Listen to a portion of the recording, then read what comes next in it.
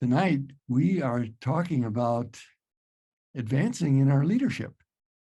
So, Andy will start us off with sharing his inspiring journey and opening the doors to his path of breathwork and his teacher within.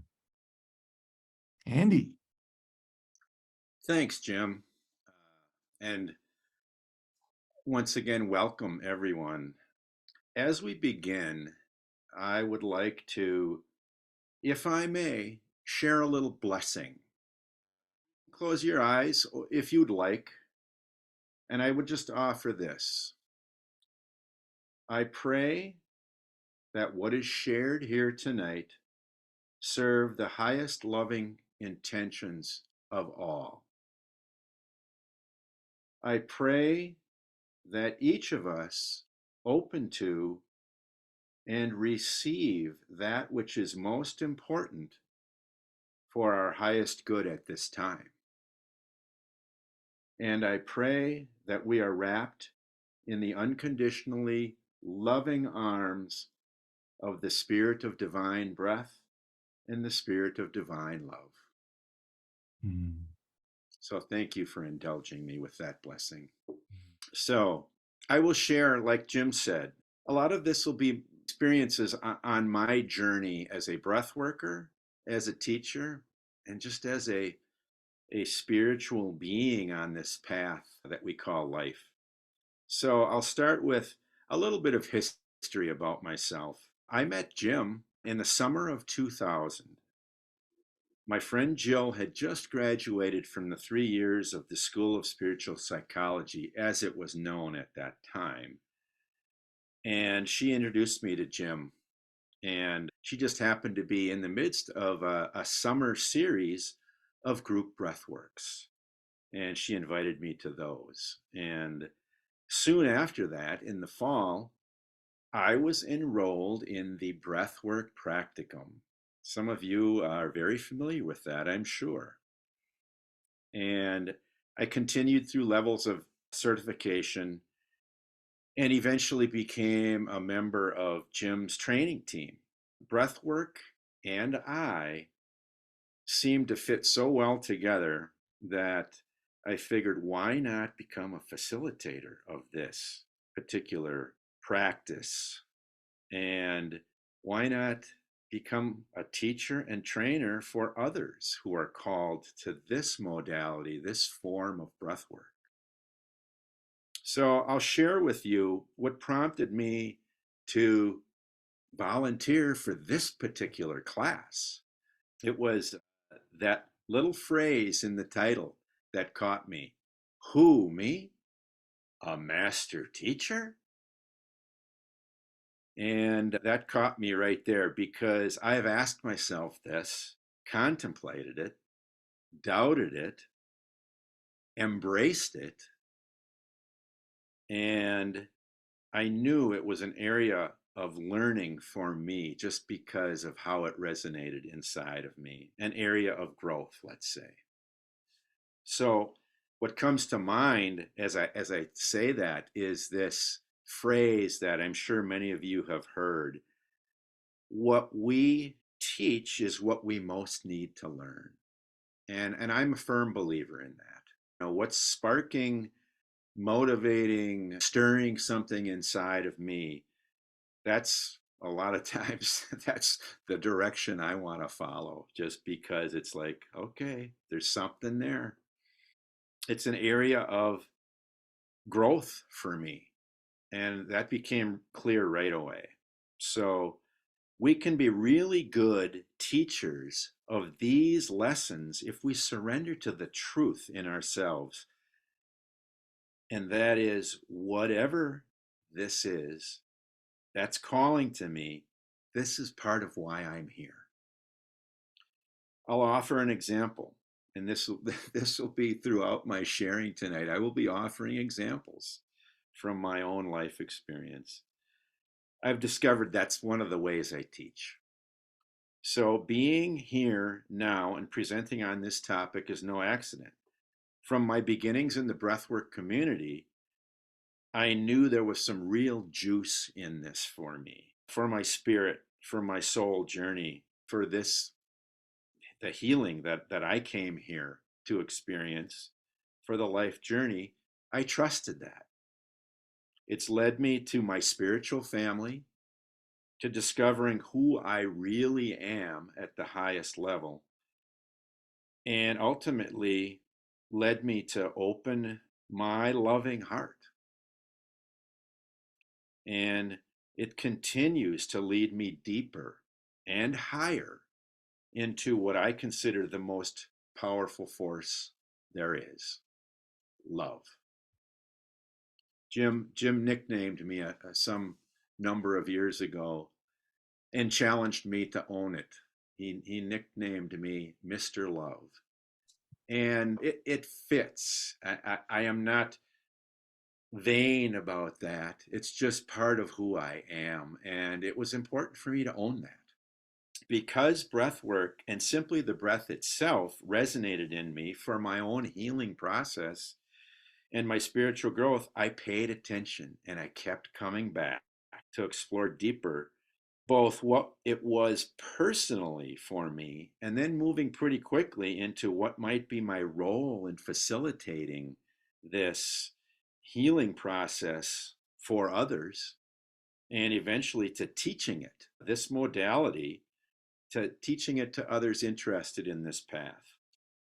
Now, in my own mind, I've already gone on a little bit here about how I got here. And the point is that a real good clue as to what you might teach is, what am I really passionate about? What does it for me? And somewhere right in the middle of that is the starting point. Where is my passion and how can I express that and share it with my brothers and sisters and the world? That's a pretty good indicator of something that you might be just the right teacher for. Another example, prior to the residential training a couple of years ago, I had an experience during a breath session of my own.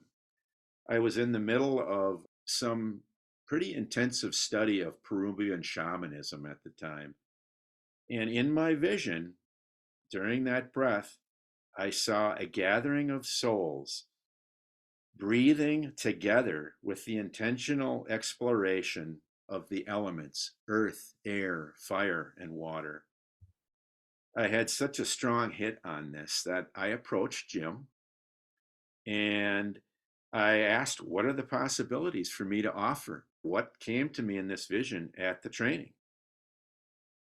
Well, a couple of months later, and probably the third time I brought it up to Jim, he said, wow, that sounds like a great idea. So I learned right there to stick to it. You know, if I'm getting a strong hit, pursue that, follow it. And so I put together a lead in about the elements and how much of a part of us that they are.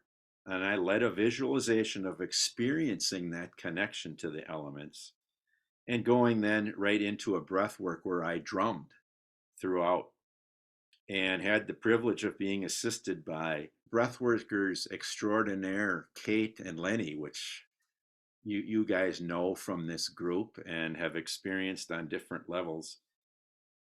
Things could not have gone better for that particular breath session. So what I say here is, listen to the messages. That is your heart speaking. Picture in your mind's eye how to bring these visions, these dreams to life and breathe them into reality. So another aspect of formulating what to teach, what to bring to fruition, is to be open and honest about what you bring to the table, your gifts. This is about telling the truth to yourself and the world. We all have signature strengths. Jim mentioned that before. Signature strengths and gifts, and these can be the tools of the trade, so to speak. An example I discovered some time ago, one of my gifts is creating safety for a client, creating safety in a group, creating a safe container for others to witness in themselves what are their truths, what are their fears, what are their joys, and to support them in the midst of those truths. This has been of great service for me as a breath worker, a facilitator. What are your gifts? So let's move on to teaching styles. How do I present? Am I a good communicator? Do I present ideas, lessons with my words, some artistic skills, maybe through movement, visualization, or spiritual practice? Maybe by sharing life experience. That's what I'm doing right here, right now, or any number of other teaching tools. This is a place where your creativity can come in very handy. Once again, sharing from my own experience. I used to compare myself, in this case, to other teachers, whether it be Jim, Jane, Lenny, Kate, Steve, any number of other fantastic and beautiful teachers. And it took some time to let go of that comparison and to understand what it is I have to offer and the unique style in which I teach. I admitted to myself, I'm not so much of a book reader or a studier in that form.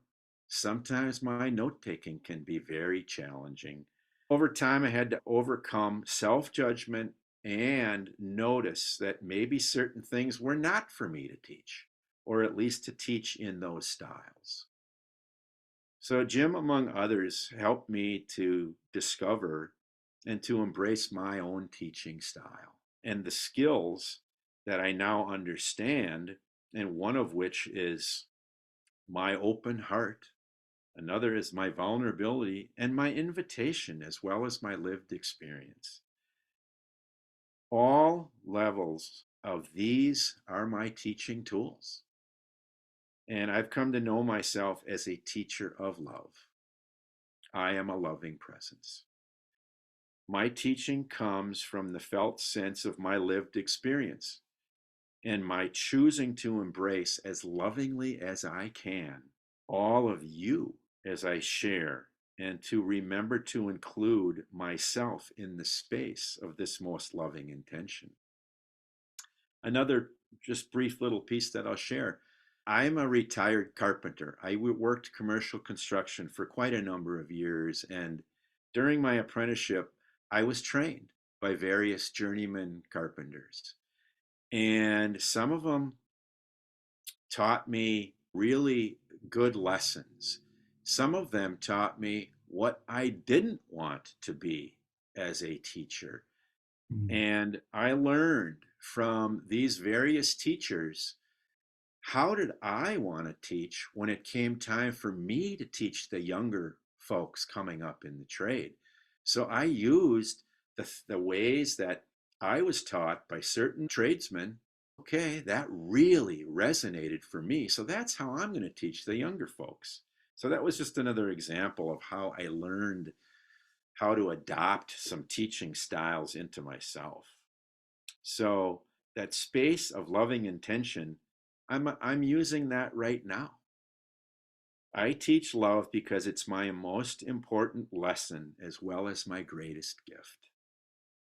That may well be true for you. Most importantly, be yourself. So now we come around to, what will I teach? We've touched on what we're passionate about. What are our gifts? What's our teaching style?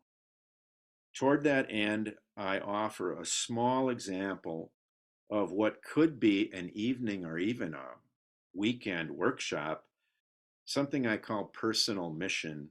I got this from another organization which I had been a part of. And at one time, I actually got permission from them to share these ideas. And I presented it in the second year of the school, in the day where the second year students present like mini workshops to the community and invite their friends, their family to come and experience a little bit of what they have to teach, what they're interested in teaching. So I'm only going to talk briefly about this. I'm not going to go through the all of the details, but it might be helpful for you in discovering what you might want to teach. So I invite you now to close your eyes or focus on something in the room and just notice your breath.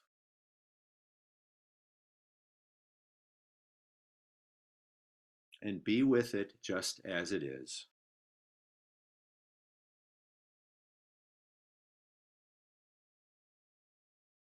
As you breathe, see where your little one is and ask if they're willing to be present with you now.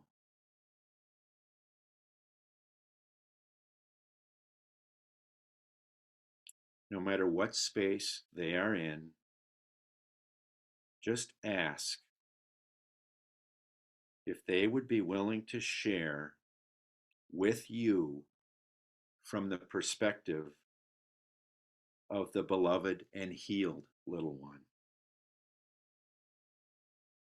which is a part of you, part of them, that really does exist no matter what the current thought or feeling is. Now ask them, what is their vision of an ideal world?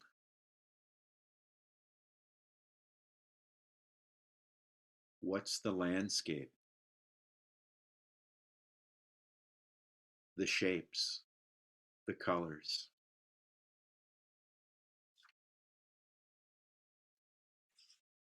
What is the feeling of that highest vision inside your beloved little one's heart?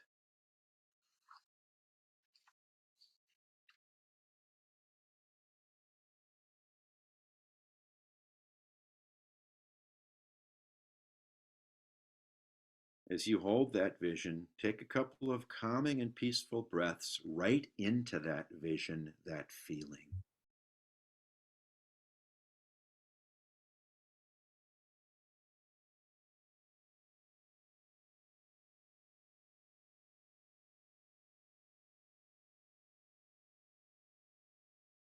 And ask yourself, your beloved little one,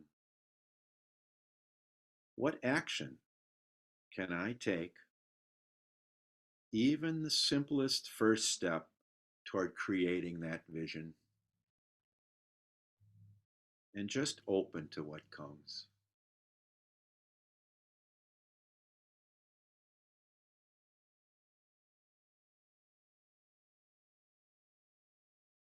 If you choose to take bigger steps in this direction in the future, don't be shy or limit yourself. Trust yourself and believe that your intention does make a difference. Your presence is felt, even needed, with all your gifts, all your love, and your highest vision and loving intention. You get to decide what and how you will teach and gift to the world.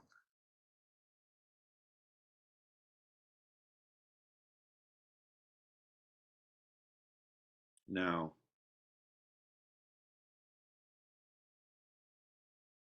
trust that you will remember what's most important from this little moment, this exercise.